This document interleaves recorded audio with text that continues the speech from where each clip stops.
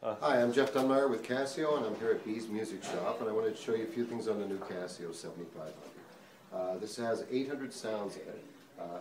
Each of the sounds is editable, so you can save your edited sounds into a user bank here.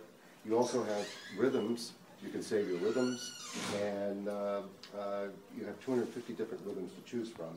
Also, you can take all those new rhythms, new sounds, combinations of sounds, splits, layers, and the rhythms, and you can save them into what they call the registration. So you have 96 different spots where you can save the registrations. Then you can save all those onto an SD card if you wish. Now let's go through a few of the sounds. You've got about 50 pianos in here. I'm not going to play all of them for you.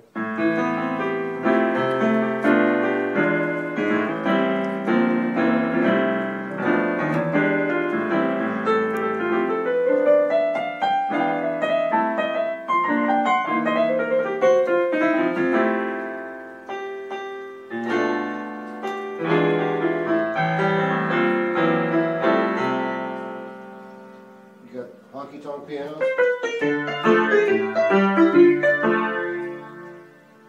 You've got octave pianos.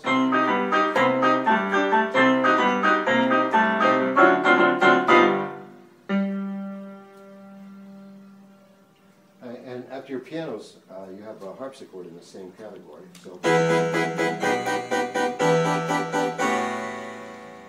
and from there we have harpsichord and strings.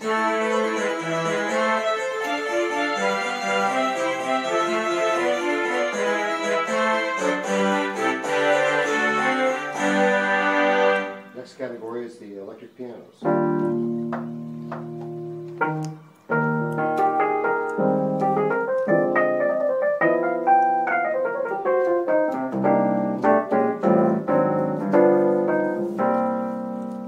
Move a little further up, you have some FM style pianos.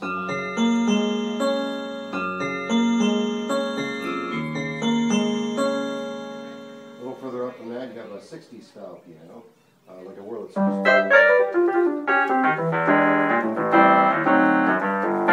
You notice that it really barks at you like the old reeds used to on the old Wurlitzers.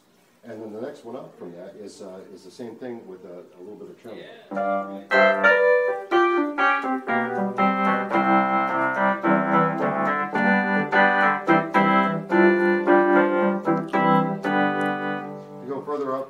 So you have many different styles of electric pianos, but as you move up further, you get into clavichord stuff or clavinet.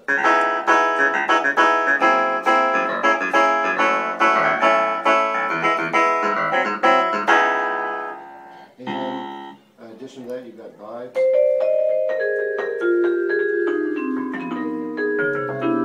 You can combine the vibes with one of the piano sounds using the layer function on here. All you have to do is hit the layer button and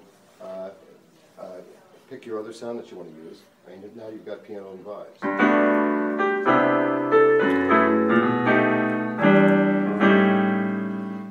Normally what happens is when you first layer something, when you first turn the machine on, let's say I have a piano on, what will happen is when I hit the layer button, strings will automatically appear. So you've got strings and a piano layered together.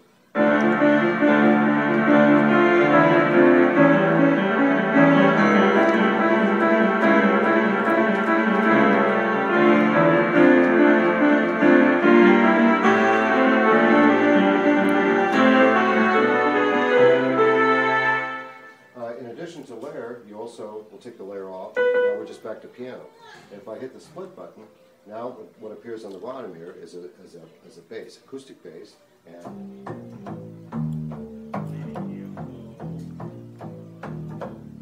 so I've got a piano.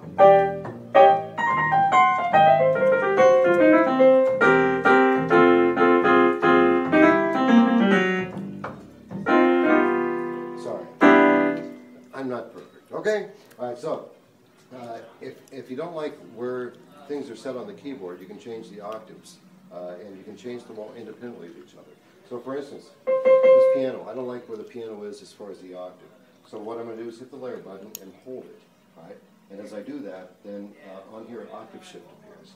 And this will be on my main sound, so what I'm going to do is I'm going to take this down one octave. So it's going to go from here down to here. All right? And then I'm going to hit the layer button again, and if I was using a layered sound, then that would affect the octave of the layered sound, but I'm not using one, so we don't have to worry about it.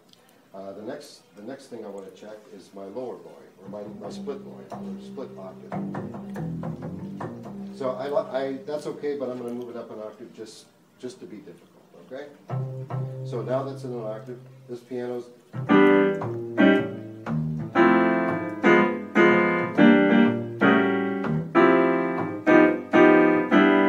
Let's say I don't really want that bass sound in there. I can actually go ahead and say, all right, I want to use, instead of acoustic bass, I want a little ride cymbal in it. So you can use this acoustic bass.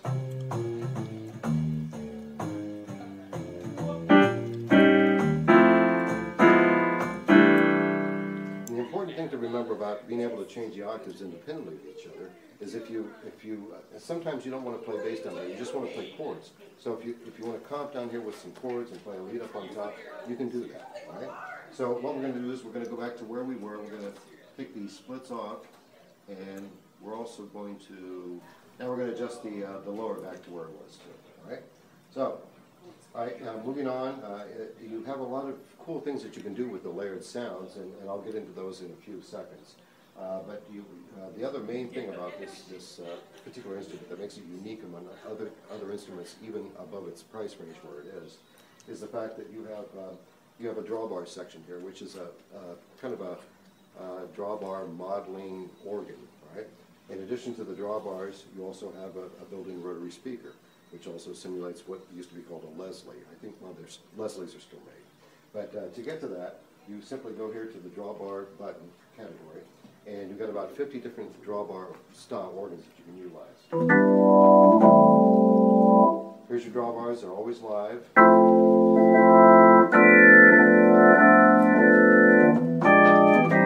Here's your percussion.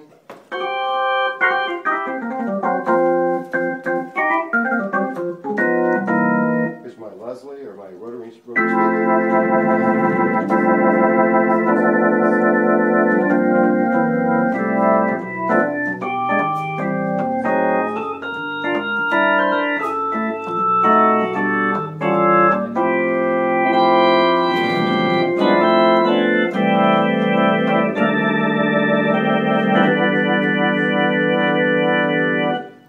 As I said before, you've got a lot of different versions of drawbar organs.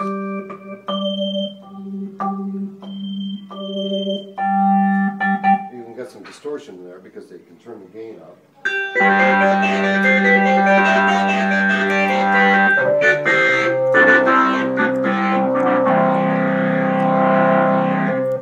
You've got some nice jazz organs, block organs, theater organs, gospel organs. If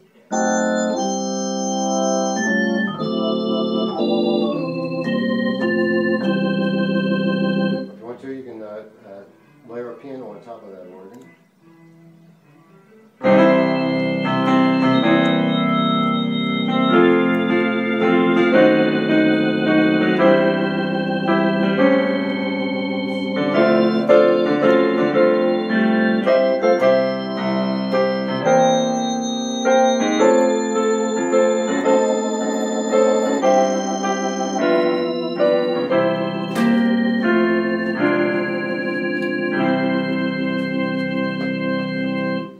Also take that organ, you can split it with the piano. You can have the organ on the bottom, piano on the top, or vice versa.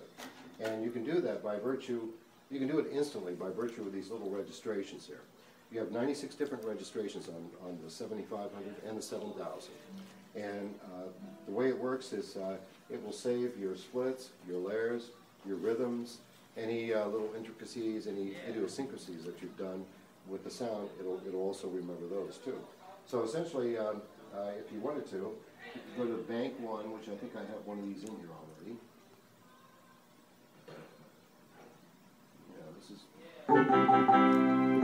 So anyway, I've got a little rhythm with this.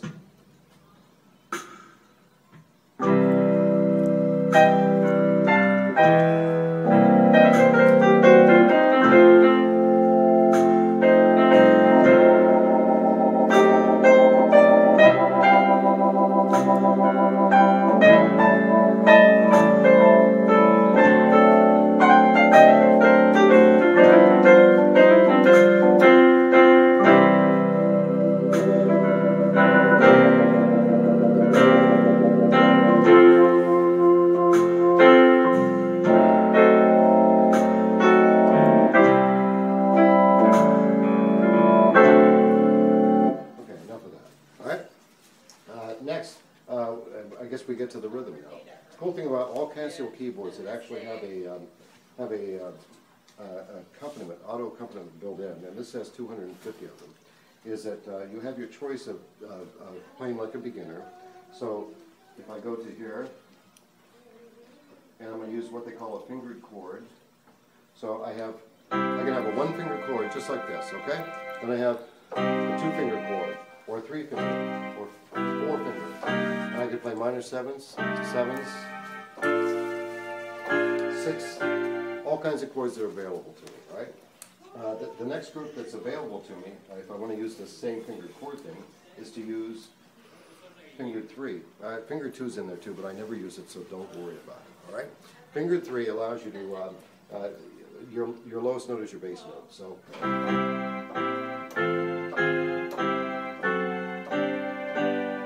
And that's useful because the bass isn't always playing the root and the fifth. Sometimes it's playing the seventh, sometimes it's playing the fourth. So anyway, it's a nice thing to have. But the other cool thing, the way to do this, is there's also the Casio chord. When you play Casio chords, they're different than other people's chords. What happens is you have a C, right? If you want to make it a minor, you just hit the note above it. If you want to make it a seventh, you hit the note above that. If you want to hit a minor seventh, you hit the note above that. So you could play it like this. Right? It's that easy, right? The last version of what I want to show you is it's called full range, okay? And all Casio keyboards do this. Not all keyboards in this price range will do this. There's other beginning keyboards made by different companies, but this one really is the only one from our lowest price up to some of our bigger pianos that will actually play full range. And what I mean by full range, it'll read a chord wherever I play it on the keyboard. So if I play it up here, there's a G chord. If I play it here, there's a G sharp. If I play it down here, there's a C chord. And this tells me what chord I'm playing whenever I do that. And the great thing about this is you can play it like a beginner, but as you get better as a player, this keyboard will grow with you. And you could take this to a 3-hour gig and play very comfortably with it. So essentially what I'm going to do is I'm just going to take a song like Eternal Child, okay, just part of this. It's by Chick Corea, all right? And it's in one of my banks here, so let's find where it is. All right, now, with this, what I'm going to do is, all I have to do is hit the Synchro Start, and it'll just wait for me to hit a key for the rhythm to start.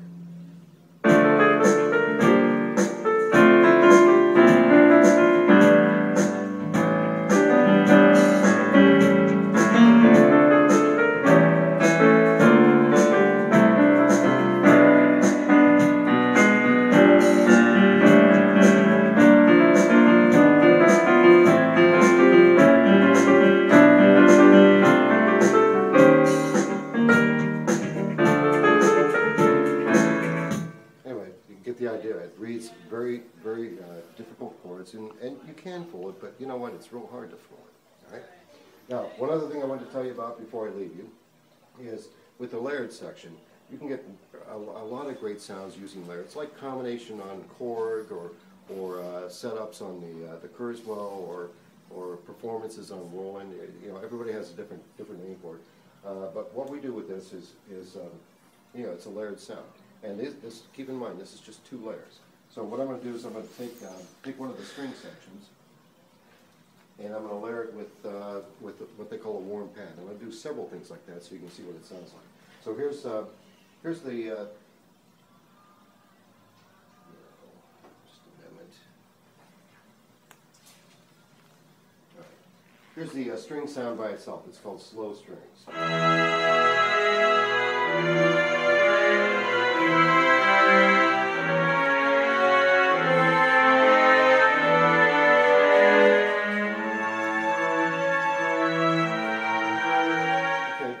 Not a bad sound at all. But when I add the warm pad to it, it changes the character of the sound.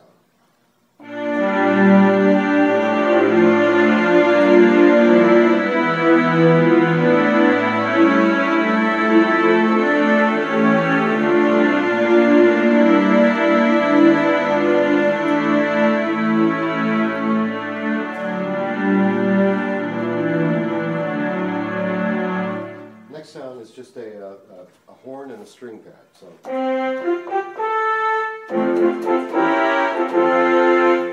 French horn. Okay. Now when I add the warm pad to it on the layer.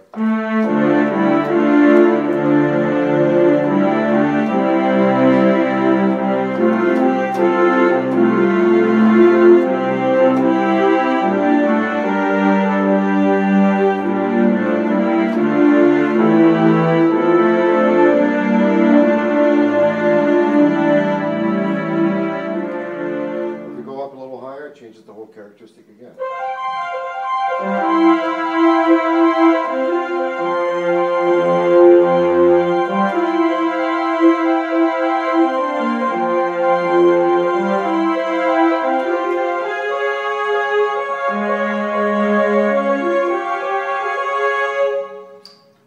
Next group is like voices with strings and a nice warm pad sound.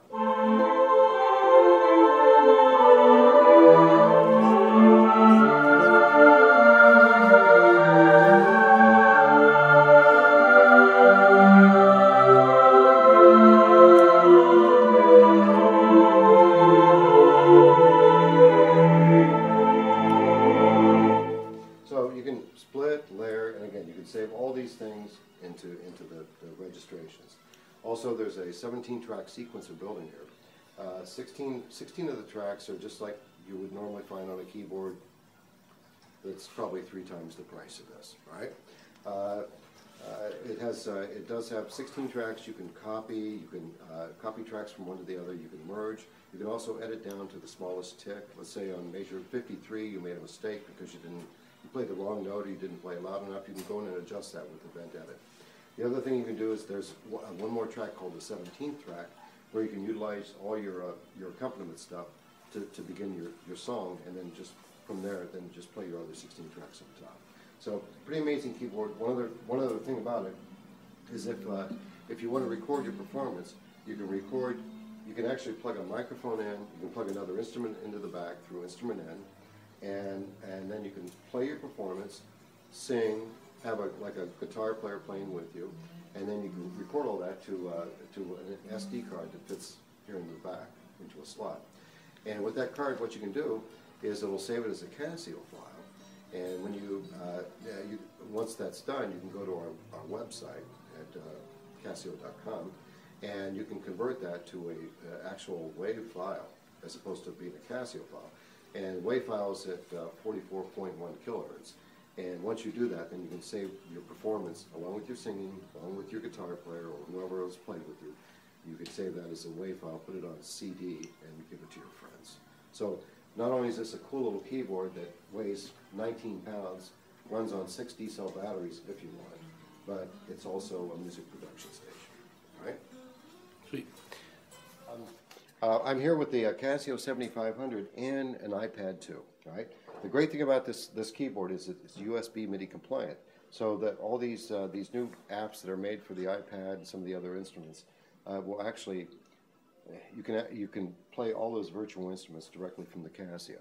Now what I've done with the Casio... And you can't do that with all brands. No, you can't do that with certain other brands that are in this price range or even a little bit higher. So from the smallest Casio on up that has a USB, and believe me, we just tried it on a WK-200 over here.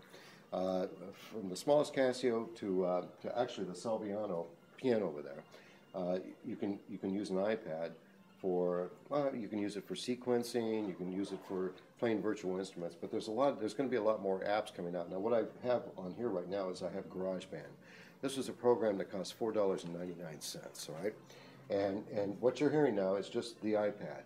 The iPad is going through the internal in on the speakers, and I've got it hooked up to the camera connector on the iPad, going into the USB port on the back of the Casio 7500. This first sound that you're hearing is in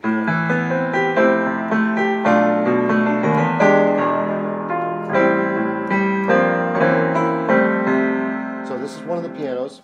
If you look here, you've got another grand piano here. The other exciting one on here is the electric piano. And this really sounds great. And I don't know if you can catch the vibe, the panning going back and forth from speaker to speaker like it used to on the old roads.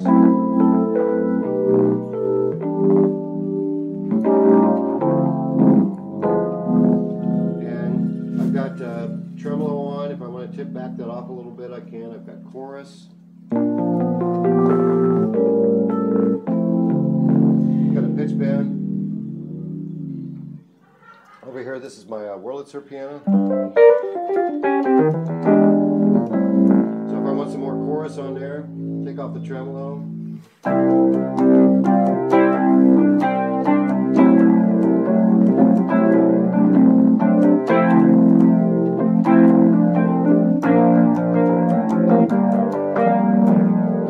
And we go to another one.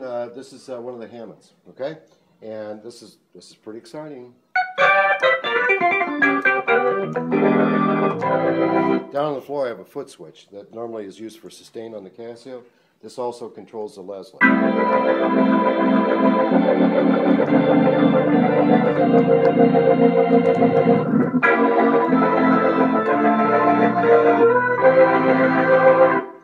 Okay, and then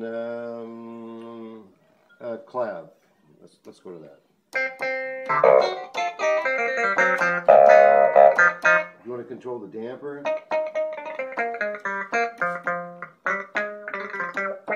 Some wah-wah.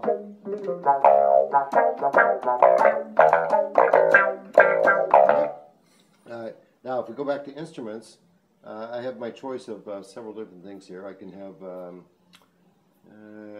smart drums. It's pretty cool. But let's start with the bass. So here's smart bass. There's a picture of a bass fretboard there.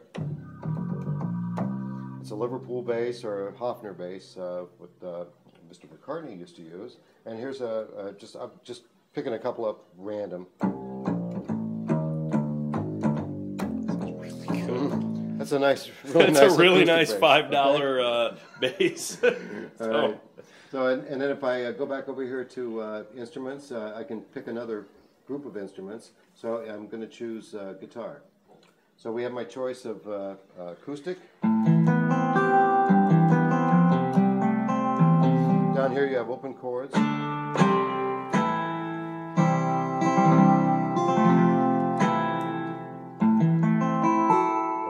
And then if you want, you can also have electric. You got a nice clean guitar.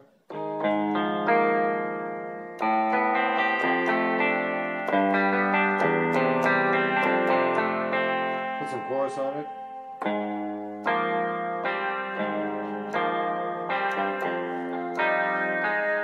Doing a little bit more distorted guitar.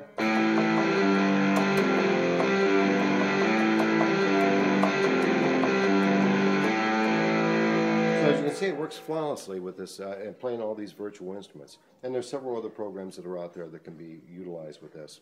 And again, you know, it just shows the power of what a Casio can do. All right. Thank you. Hey, you're welcome.